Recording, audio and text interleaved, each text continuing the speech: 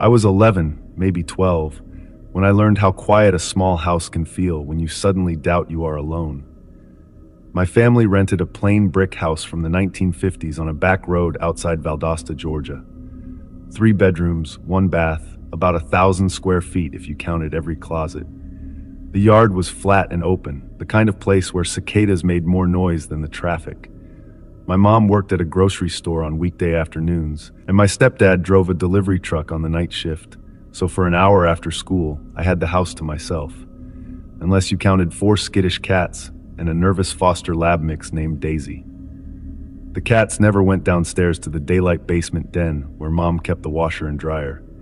Daisy hated those stairs even more. She would plant her feet, pull back, and whine if I tried to coax her down. One Friday, I needed clean gym shorts for Monday, so I started a load while I waited for Mom to get home. Music played through cheap headphones as I sorted clothes in front of the open washer.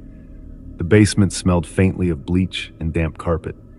I was leaning over the drum when a sharp sound snapped beside my left ear, exactly like someone clicking their fingers to get my attention. I jerked upright, smacked my elbow on the lid, and ripped the headphones off.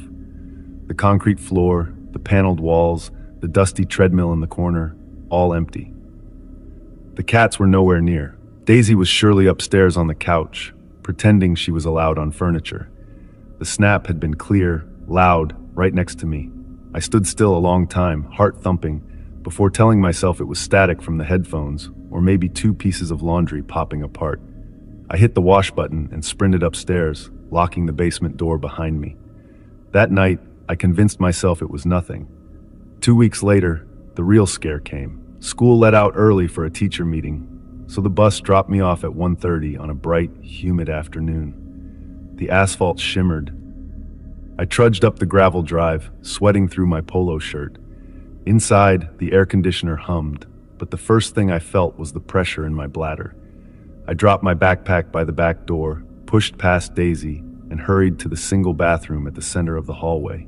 I was sitting there, bored, staring at the tiny window that faced our neighbor's fence, when I heard my nickname float down the hall. Peanut? It was my mother's voice, warm, casual, exactly the tone she used when dinner was ready.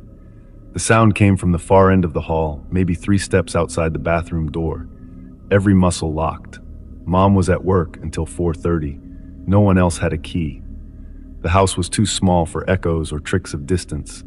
Someone was close enough to know the name that only my parents used. I waited, hoping I had imagined it, but the silence felt heavy, watchful. My skin prickled with sweat that had nothing to do with the heat. I finished as quickly as possible, bracing my feet on the worn linoleum. The doorknob looked suddenly fragile. When I opened the door, the hallway was bright with afternoon sun slanting through the living room windows.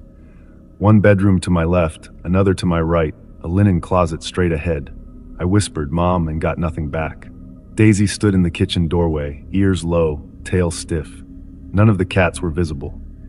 I stepped out, forcing myself to check each room. Mom's bedroom, bed unmade, dresser drawers shut, nothing under the bed except dust bunnies. My room, posters, laundry pile, open math book on the desk, no intruder. The 3rd bedroom we called the storage room, boxes, Christmas decorations, the old rocking chair, no one. I kept waiting for a floorboard to creak behind me. The living room felt wrong in a way I could not explain, like the air itself was off balance. I noticed Daisy was now pacing in circles by the back door. I grabbed her collar, stepped outside, and pulled the door shut behind us. We waited on the carport slab for nearly 3 hours. Cicadas screamed in the trees. A neighbor drove by in a pickup, gave me a nod, and kept going. Daisy sat pressed against my leg the whole time, panting hard even though we were in the shade. When Mom's sedan turned into the drive, I burst into tears. I didn't know I was holding back. She hurried over, thinking I was hurt. Between sobs, I told her what I had heard. She walked the house with me, opening every closet, even tapping under the crawl space hatch. Nothing. No broken locks, no footprints in the dusty basement room. The washer load from 2 weeks earlier sat mildewing because I had refused to go back down for it. Mom tried to sound firm, but I saw her eyes trace the hallway more than once. Finally, she said, "Sweetie, you probably heard the TV next door through the bathroom vent, or maybe the plumbing echoed." She hugged me, and I wanted badly to believe her. That night, I lay in bed. The door cracked so Daisy could come and go. The house was never truly silent. Old pipes ticked, the fridge kicked on, and the water heater groaned. But each noise now carried weight, as if someone shaped words inside the walls. I left the lamp on until dawn. The months that followed were uneventful on the surface, yet I felt watched whenever I used the hallway bathroom. I timed showers for when someone else was home and kept the radio playing loud on the counter. The cats still refused the basement. Daisy still growled at the top of those stairs. We never figured out why. Years later, long after we moved and my parents divorced, I asked Mom if she remembered that day. She frowned, thinking hard, then said, "You know, right after we checked the house, I noticed the hall closet door was slightly open. I thought you had looked there already." She shrugged. It was probably nothing. She changed the subject, but the way she avoided my eyes told me she never found a good reason either. I am grown now, living hundreds of miles away, yet sometimes a faint, familiar voice slips through a half-closed door when I know I am alone. It always says the same nickname, always in that gentle tone meant for a child. I freeze, heart racing, and listen until the silence convinces me to move again. I remind myself that houses settle, plumbing echoes, and memories play tricks. Then I leave the room, even if I have to come back later to finish what I was doing. Because once you hear your name spoken by someone who cannot be there, you never again feel entirely alone in any quiet place.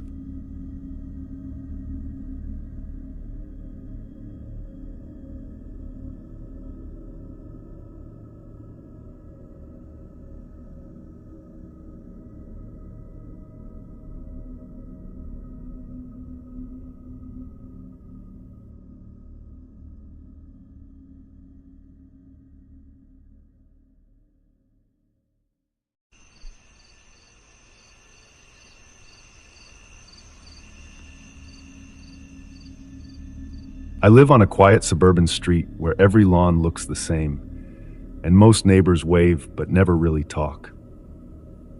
This summer, my parents plan to spend a Saturday night at my aunt's house for an early birthday dinner. I am 16 and would rather stay home to grind levels on my favorite online shooter. My parents finally agreed, leaving around 5 in the afternoon while the sun was still bright. They reminded me to keep the doors locked, set the alarm, and text if I needed anything. I promised and went straight to the basement den where the big TV and game consoles sit. Hours slipped by in a blur of matches, energy drink cans, and headset chatter. At 9:58 p.m., my match ended, and the house felt strangely silent when I pulled the headphones off. I headed upstairs for a snack. As I opened the fridge light, a firm, polite knock echoed from the front door. The sound was sharp, not hesitant. I checked the clock on the microwave, 10:02 p.m. I walked to the foyer, but left the door chain latched. Through the side window, I saw a man about 35, tall, average build, neat short hair, gray polo, jeans, ordinary. He held a phone and smiled gently when he noticed me peeking. "Sorry to bother you this late," he said through the door. "Did your dog get out?" "I found a brown lab running around 2 blocks down." "We don't have a dog," I answered, my voice low. My heart rate ticked up, but I tried to sound polite. "Oh, are you sure?" He leaned closer to the doorframe. "Kids sometimes pet him. Maybe he followed you?" "No," I repeated. He kept talking, asking my last name, whether any neighbors owned a similar dog, and which backyard belonged to whom. The questions felt wrong, like he was mapping the house. I gripped the deadbolt without unlocking it. "My parents will be back any minute," I lied. His friendly smile faded an inch. He slid the phone into his pocket, nodded once, and walked away down our driveway. I watched until he vanished past the street lamp. Only then did I exhale. I texted my mom that someone had asked about a dog, but she replied with a laughing emoji and said maybe a lost and found neighbor. I tried to laugh too, but the game no longer felt fun. I double-checked every lock before heading to bed and eventually fell asleep with my bedroom lights on. 2 days later, a small thing bothered me when I mowed the backyard. Mom keeps 3 concrete garden statues, little owls lined up near the fence. I noticed one owl was turned to face the house instead of the flower bed. I figured maybe Dad bumped it with the weed trimmer last week. I straightened it and forgot about it. Another afternoon passed. My parents worked late, leaving dinner in the fridge. Twilight gave the street that gold-orange glow, and cicadas were loud. I finished leftovers, washed dishes, and carried the trash bin to the curb. Walking back, I glanced at the owl statues again. The same owl sat crooked, closer to the patio this time, like it had been dragged. I felt a prickling behind my neck. I told myself raccoons could nudge it, or maybe vibrations from lawn equipment. Still, I moved all 3 statues into the garage. Friday night came, and my parents had tickets to a cousin's engagement party 2 towns over. I insisted I was fine staying home. They left at 7. I locked the doors, lowered the blinds, and set my headset aside in case I needed to hear the house. At 11:15 p.m., while scrolling social media on the couch, I heard a dull clack, metal against glass, from the back of the house.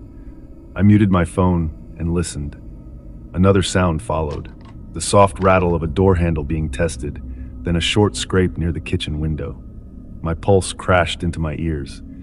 I slid off the couch, belly to carpet, and crawled toward the hallway closet where the home phone sits charging.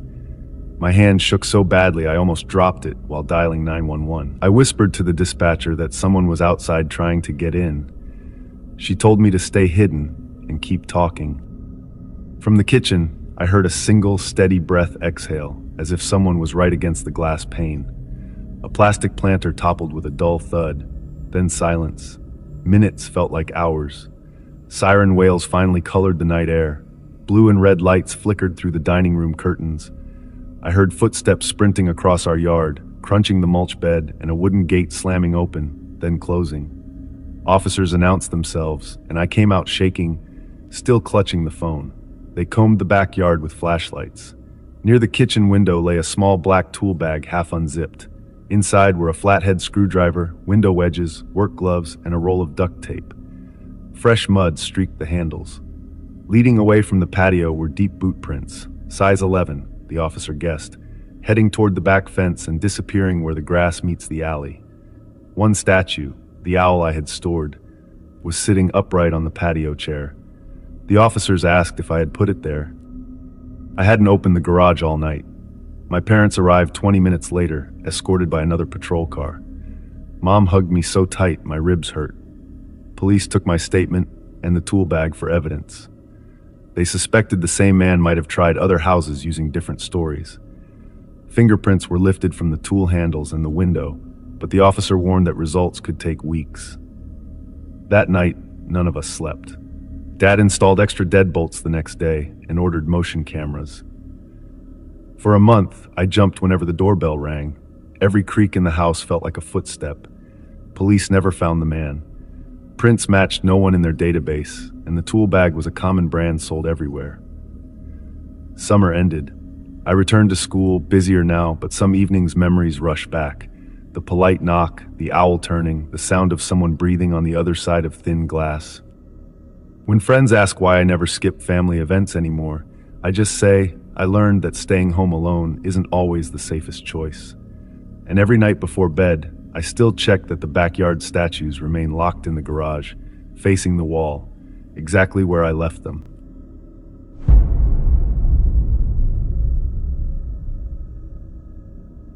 I was 17 when this happened. My little sister Karen was 7. Our dad had died in a car crash 2 years earlier, and Mom had to pick up a night shift at the only gas station that stayed open past midnight in our town. On most nights, I put Karen to bed at 9, finish my homework, and stay up playing games with the TV volume low so I can hear her if she calls. Our house is small, just 2 bedrooms, one long hallway, and a kitchen that rattles when the fridge motor kicks in. That Friday started normally. It was late October, not cold enough for snow, but the air smelled wet like soil after rain. Mom left at 10:15 p.m. She kissed Karen, hugged me, and reminded me to lock the back door twice because the top bolt sometimes sticks. I watched her taillights fade past the maple trees and then turned both locks until they clicked. I even pulled on the handle to be sure. At a little after 11, I turned off my game because I felt guilty about the noise and decided to lie down. From my bed, I could hear the soft whir of Karen's nightlight spinning slow stars on her ceiling. I stared at my blank ceiling for a while, thinking about Dad, thinking about bills Mom never talked about. I must have drifted because the next sound shook me fully awake. Karen's voice sharp, the way a balloon pops. "Tyler," she screamed, then crying. I bolted down the hall, heart slamming inside my ribs. Her bedroom door was half open. The nightlight still spun, casting blue and yellow shapes that slid over her dresser and toy chest. Karen sat up, clutching her blanket, cheeks wet. She pointed a shaking finger at the space beneath the bed frame. "There's someone under there," she cried. He was looking at me. His face was wrong. I flicked on the overhead light. The sudden brightness felt too big for the small room. Everything looked normal. The pink rug, the row of stuffed animals lined on her shelf like sleepy soldiers. I knelt beside the bed and lifted the quilt edge. Only Shadow stared back. "See?" I said, forcing calm. "No one's here." She didn't believe me. I could tell from her eyes, wide and glassy. I pulled her into my arms and felt how fast her heart beat. I lay her back down, tucked the blanket around her shoulders, and sat on the floor between her bed and the door. I planned to stay there until she fell asleep. I told myself monsters were for little kids, but I stayed anyway, holding my phone like a flashlight even though the overhead was still on. Minutes crawled. Karen's breathing slowed. The house joined her in quiet. No wind, no fridge motor, just the low tick of the hall clock. My eyelids sagged. I set a silent timer for 20 minutes so I wouldn't drift too deep. When the phone buzzed, I glanced at it, then slipped it into my pocket and stood carefully so I wouldn't wake her. I turned off the ceiling light, leaving only the weak spinning stars. Back in my room, I lay down fully dressed. I stared at the digital clock on my nightstand, 12:40 a.m. Outside, a car rolled by, tires whispering over damp asphalt. I closed my eyes, a dull thump yanked them open. It came from Karen's room, solid, like something heavy shifting across the wooden floor. I held my breath and listened. Nothing. Then a slow scrape, almost like dragging cloth. I sat up, every muscle tightened, and grabbed the aluminum baseball bat Dad bought me in 8th grade. The hall felt colder than before as I walked.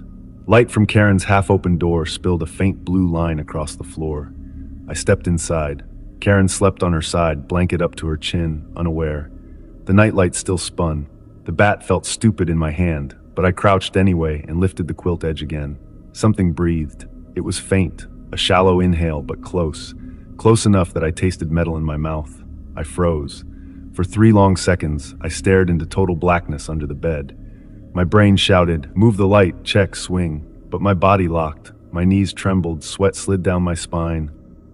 Underneath the mattress, air moved again, slow and careful, like it didn't want me to hear. I backed away, heart hammering, and sat in the hallway where Karen couldn't see me if I panicked. I pressed my phone. 2:06 a.m. Mom wouldn't be home till dawn. Calling her would scare her and leave the station empty. Calling the police? What if they came and found nothing? Mom couldn't afford another embarrassing story around town. I bit my lip so hard it stung and decided to wait. Hours dragged. The clock hit 4:33 a.m. I never closed my eyes again. Every creak of the house felt larger, but no new sound came from Karen's room. When our porch light flicked on at 5:12, I almost cried. Mom's keys rattled, then the door opened. She saw my face before she saw the bat. What happened? I didn't answer. Instead, I led her straight to Karen's room.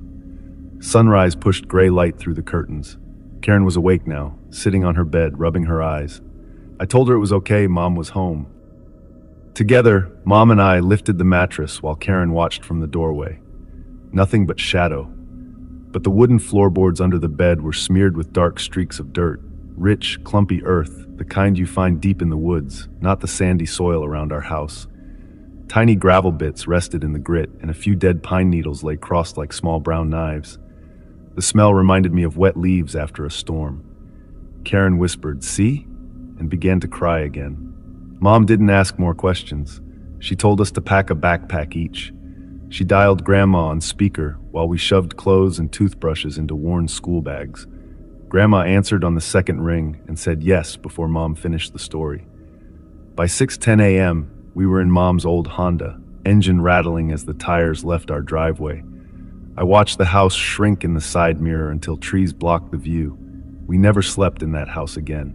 Mom listed it for sale the next month and moved us into my grandparents' spare rooms. The new place smelled like cinnamon and old books. Karen started laughing again during cartoons. Mom worked day shifts only. I tried to forget,